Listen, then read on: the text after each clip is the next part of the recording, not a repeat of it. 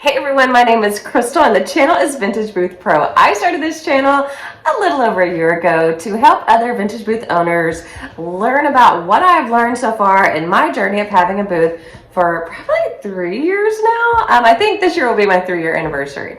So I actually started a group over on Facebook that is full of beginners like me and long timers that give a ton of great advice. I started this channel because I wanted to know what is being sold in antique malls to help you learn to source better and make more money as the end result. And so over on Facebook, I do post daily sales results just to share, what sold in my booth, and other people around the country, around the world do as well. And so it's a great group to join. It's free, and I would like to personally invite you to head over to Facebook as soon as you're done with this video and join the group. And if you like this sort of content, subscribe and like this video to help other vintage resellers, vintage booth owners, craft booth owners, vendor booth owners, any kind of booth owner learn about this sort of thing as well. So today I want to talk to you about my December sales update. So I started doing weekly updates and it got a little repetitive and boring. And honestly, my monthly sales updates are starting to get very predictable. So I've been in this larger 12 by 10 booth in Cumming, Georgia for I think February will be my 1-year anniversary, and it's becoming very predictable. It's basically I sell around $1,000 in revenue, and then of course rent and everything is taken out of that. So my check could be anywhere from $400 to $600. Of course, I want to make more, and I want to help you learn to make more.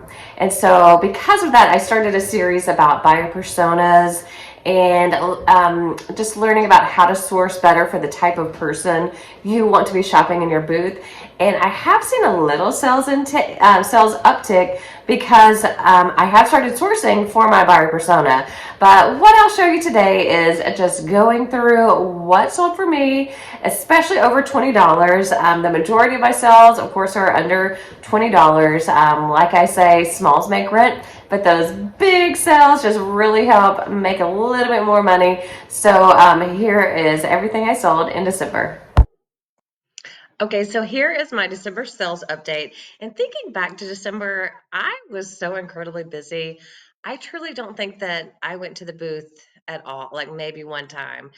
A lot of things just going on and just craziness of life with the holidays. I could have spent more time in the booth, but I did not. It was stacked full, and I think on one of my previous videos, somebody did comment and they said, your booth is too full.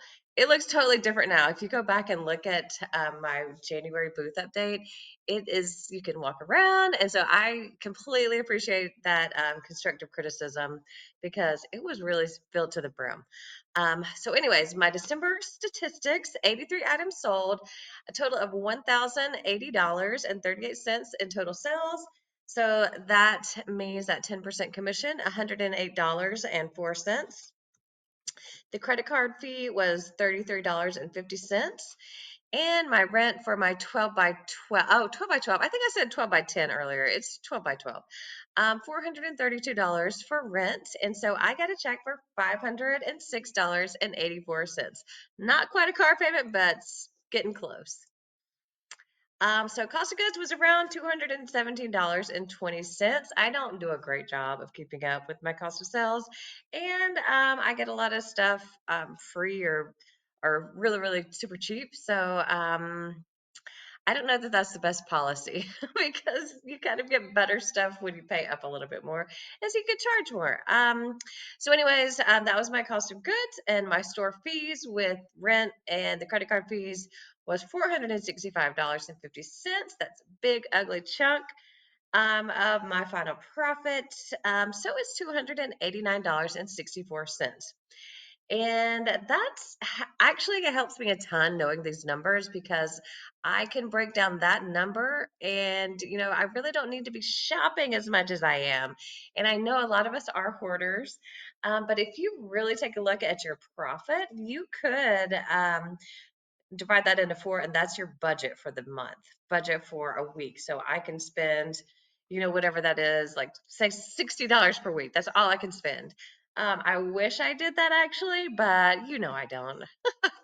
And plus, I also sell on eBay, so I do get a little bit more, in that profit. But I don't talk about eBay here.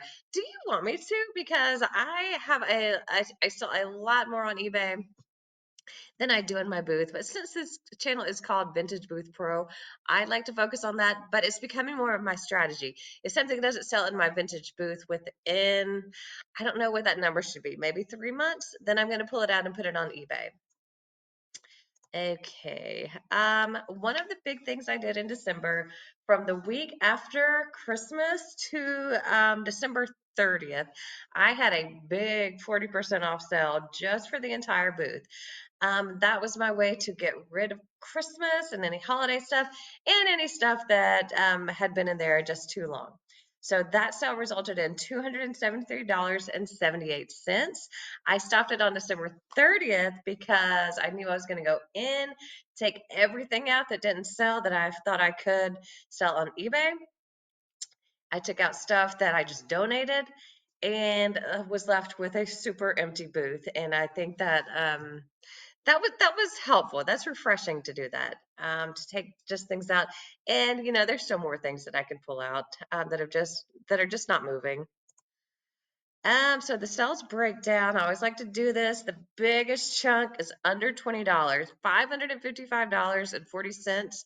71 items under 20 sold. From $21.50 was $238, and that is 8 items. From 51 to 100, $163.98, and that was only 3 items. And I sold one item over 100, and that was $120. So that was huge and helped a ton. And that I'll get to it it'll be my last slide, but that was part of my 40% off sale. So someone took advantage of that and got an awesome piece. Okay, so here are the things that sold over 20, and you can't really see it in this picture, but it is the hobnob or hobnail, I still don't know. Egg tray sold for $20. I have sold this thing like 3 or 4 times. I pick it up whenever I pick up every egg tray, no matter where, as long as it's fairly under $5 or something, and they sell for 18 to 20, probably get even more. But it's the one with the bumpy on the underside. So I still have another egg tray that's been in my booth for a while. But that same one, I swear I sold it. And then I saw one at my mom's house. I was like, this egg tray is everywhere. This gigantic Merry Christmas sign was so fun to display throughout the holidays. I found it at Goodwill for $9, and I had it marked 35, I think, and someone picked it up in my big sale after Christmas sale for $21. Glad to see it go because I didn't really want to store that. This framed canvas sold for $25, and honestly, this one was kind of a mistake I made. I purchased the canvas for 20, and then I kind of ripped it trying to frame it. So I put it in a smaller frame, and I was just trying to get my money back on this because it was kind of messed up. But things happen.